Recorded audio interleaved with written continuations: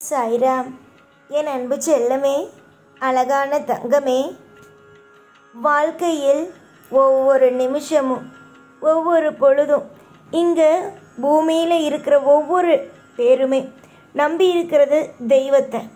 எப்பயுமே ஒன்று தெரிஞ்சுக்கோங்க, வாழ்க்கைங்கிறது இன்றைக்கி ஒரே மாதிரி இருக்காது. நீ நினைக்கிறல்ல, உன்னுடைய வாழ்க்கையில் நான் நல்லது தான் செய்கிறேன், ஆனால் ஏன் எனக்கு நல்லது நடக்கிறதில்ல.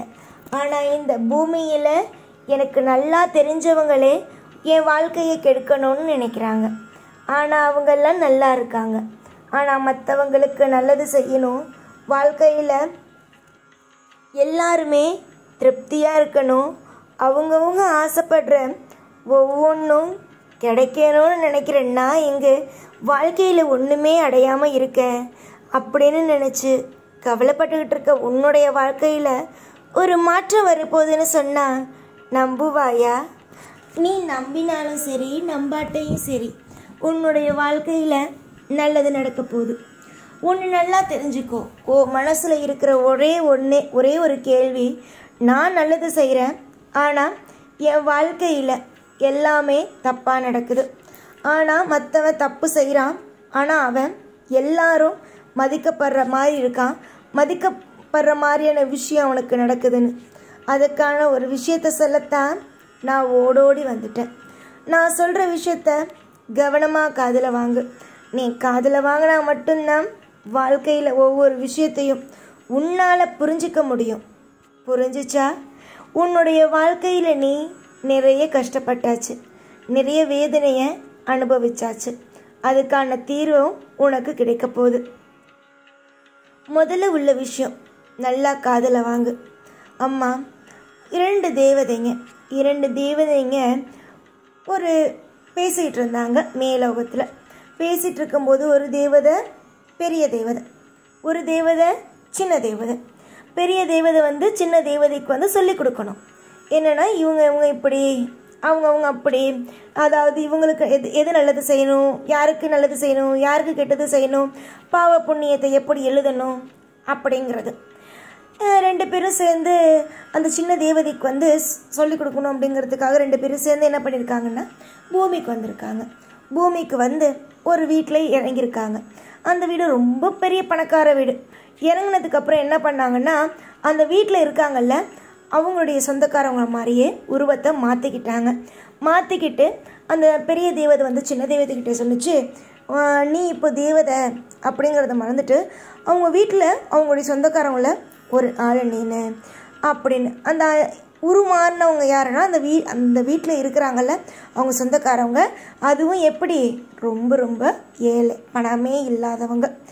இவங்க ரெண்டு பேரும் தட்டி அவங்க வீட்டுக்கு போகிறாங்க. அந்த வீட்டில் உள்ளவங்க மதிக்காமையே அவங்கள அலட்சியம் மாதிரி படுத்தி என்ன பண்ணுறாங்க அப்படின்னா, ஒரு குப்பையான ஒரு அறையில் தங்க வைக்கிறாங்க. தங்க வச்சு குப்பையான இப்போ ஒரு ரூமை கொடுத்து என்னென்னமோ செய்கிறாங்க. ஆனால் நல்லது மட்டுமே அவங்க செய்யலை. சரி பார்த்தியா எப்படியெல்லாம் இருக்காங்க பார்த்தியா அப்படின்னு சொல்லிட்டு அந்த பெரிய தேவதை சின்ன தேவதைக்கிட்ட சொல்லி கொடுக்குது. அப்போது திடீர்னு சரி நீ போய் படு அப்படின்னு சொல்லிட்டு பெரிய தேவதை சின்ன தேவதைகிட்ட சொல்லி ரெண்டு பேருமே உறங்குறதுக்காக போகிறாங்க. அப்போ திடீர்னு பார்த்தா ஒரு சத்தம், டக் டக் டக்னு ஒரு சத்தம். அந்த சத்தத்தில் முழிச்சு பார்த்தப்போ தேவதை, அதாவது பெரிய தேவதை எந்திரிச்சு நின்று ஏதோ ஒரு கீழே உடஞ்சி போன சாமா இது எல்லாத்தையும் ஒட்ட வச்சுக்கிட்டு அப்படி இருக்குது. அப்போ சின்ன தேவதை போய் கேட்குது. சின்ன தேவதை நினைக்குது, என்னடா இது, நமக்கு நல்லதே பண்ணலை, ஒரு மனசாட்சி கூட இல்லாமல் எல்லா வேலையும் செய்கிறான், இவனுக்கு போய் இந்த தேவதை பெரிய தேவதை நல்லது செய்யுது அப்படின்னு சொல்லிட்டு படுத்து தூங்கிடுது. அடுத்த நாள் மறுநாள் போகுது. போயிட்டு திரும்ப கேட்குது. மேலோகத்துலேருந்து திரும்பி இறங்கி வராங்க ஒரு நடுத்தரமான ஒரு குடும்பத்தோட வீட்டு வாசலில். அவனை மாதிரி அதுக்கும் அவனுடைய குடும்பத்தில் இருக்கிற ஏழையாக இருக்கிறவங்க மாதிரியே மாறி போகிறாங்க. அவர் ரொம்ப பாசமாக கையை பிடிச்சிக்கிட்டு வாங்க அப்படின்னு சொல்லிட்டு அவங்க வீட்டில் இருக்கிற நல்ல அறையில் தங்க வச்சு இப்படி பண்ணுறாங்க. பண்ணும்போது இந்த பெரிய தேவதை சொல்லுது, பார்த்தீங்களா என்ன பண்ணுறாங்க, எவ்வளோ அன்பாக பார்த்துக்கிறாங்க அப்படின்ட்டு. அதுக்கு சின்ன தேவதை எவ்வளோ நியாயமாக நடந்துக்கிறாங்க நம்ம பெரிய தேவதை அப்படின்னு சொல்லிட்டு அதேமாதிரி படுத்துறது. திருப்பி வந்து அதே மாதிரி சத்தம் கேட்குது. பார்த்தா தேவதை வந்து பெரிய தேவதை வந்து எல்லா பொருளையும் போட்டு உடச்சிக்கிட்டு இருக்கு. அதையும் பார்த்துட்டு என்ன பண்ணுறது, படுத்துறது. ஒரு நாள் வந்து மேலோகத்துக்கு போகும்போது கேட்குது, நான் வந்து உங்களை ரொம்ப வந்து நல்லவ அப்படின்னு நினச்சேன். எல்லா நேரமும் உங்களை வந்துட்டு நீங்கள் வந்து நேர்மையாக நடந்துக்குவீங்க அப்படின்னு நினச்சேன். ஆனால் நீங்கள் நேர்மை இல்லாமல் இருக்கீங்க. பணக்காரனுக்கு பணக்காரனாக வாழ வைக்கிறீங்க, ஏழையை வாழ வைக்கிறது இல்லை அப்படின்னு சொல்லுது. இதுக்கு ஒன்றுமே புரியல. அப்போ நீ எதை வச்சு சொல்கிற நான் வந்து பணக்காரனுக்கு செய்கிறேன் ஏழைக்கு செய்யலை அப்படிங்கிறது நீ எப்படி வந்து சொல்கிற அப்படின்னு கேட்கும்போது இந்த 2 விதமான விஷயத்தையும் சொல்லுது. நடந்ததில்ல இந்த 2 விஷயத்தையும் சொல்லும்போது அப்போது அது சொல்லுது, நீ வந்து ஒரு விஷயத்தை தான் பார்த்த, எதாக இருந்தாலும் தீர விசாரிக்கணும், தீர பார்க்கணும்.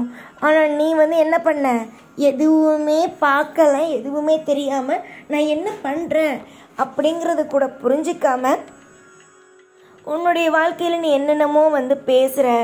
நான் வந்து என்ன பண்ணேன் அப்படிங்கிறத முதல்ல நீ புரிஞ்சுக்கிட்டு நான் நல்லது பண்ணேனா கெட்டது பண்ணேனா அப்படிங்கிறத நீயே சொல்லு அப்படின்னு சொல்லுது. சரி என்ன பண்ணீங்க அப்படின்னு கேட்கும்போது அந்த பெரிய தேவதை சொல்லுது, பணக்காரன் இருந்தால அவன் வீட்டில் கீழே உள்ள ஒரு புதையல், அந்த வீட்டில் ஒரு புதையல் வந்து இருந்துச்சு. அந்த புதையலை நான் எடுத்தேன். அதுதான் நீ ஒன்று பார்க்கும்போது ஏதோ ஒரு இடத்த ஒட்ட வைக்கிற மாதிரி உனக்கு தோணுச்சு. ஏன்னா அவன் உடஞ்சதை தானே கொடுத்தா, அதை நான் சரி பண்ணுற மாதிரி உனக்கு தெரிஞ்சிச்சு.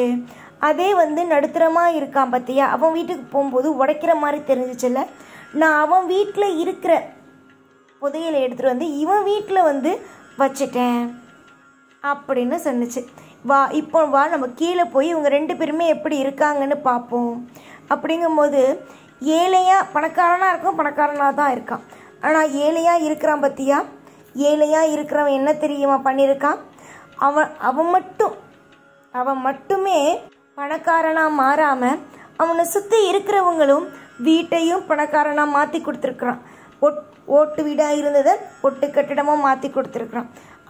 அவன் மட்டும் இல்லை, அவனுடைய வீட்டையும் சரி பண்ணிக்கிட்டு பக்கத்தில் இருக்கிற வீட்டையும் சரி பண்ணி கொடுத்துட்டு மிகப்பெரிய ஒரு நல்ல விஷயத்த அவன் பண்ணியிருக்கான். பாத்தியா, நான் யாருக்கு எப்பயுமே எதையுமே தெரியாமல் கொடுக்கறது இல்லை, எல்லாமே தெரிஞ்சு தான் கொடுக்குறேன். நீ அதை புரிஞ்சுக்கோ, புரிஞ்சு நடந்துக்கோ. தெய்வத்துக்கு எல்லாமே தெரியும், இவங்க உங்களுக்கு இது எது கொடுக்கணும் அப்படிங்கிறது தெரியும். நீயா எல்லாத்தையும் போட்டு குழப்பிக்காத அப்படின்னு சொல்லியிருக்கு அந்த பெரிய தேவதை வந்து சின்ன தேவதைக்கு. அதனால் ஒன்று தெரிஞ்சுக்கோங்க, தெய்வம் வந்து நீ தப்பு பண்ணுற அப்படிங்கிறதுக்காக உனக்கு வந்து தண்டனை கொடுக்கறதும், பணக்காரன் வந்து தப்பே பண்ணுறான் அப்படிங்கிறதுக்காக தண்டனை கொடுக்காம இருக்கிறதும் எப்பயுமே பாகுபாடு பார்க்குறதில்ல. யார் தப்பு பண்ணாலும் யார் சரி பண்ணாலும் அவங்களுக்கு நல்லது கொடுக்கத்தான் போகிறேன். எப்பயுமே நல்லது நடக்கும், கவலைப்படாத. எப்பயும் கூடவே இருப்பேன். இந்த சாய்நான். ஓம் சாய்ராம்.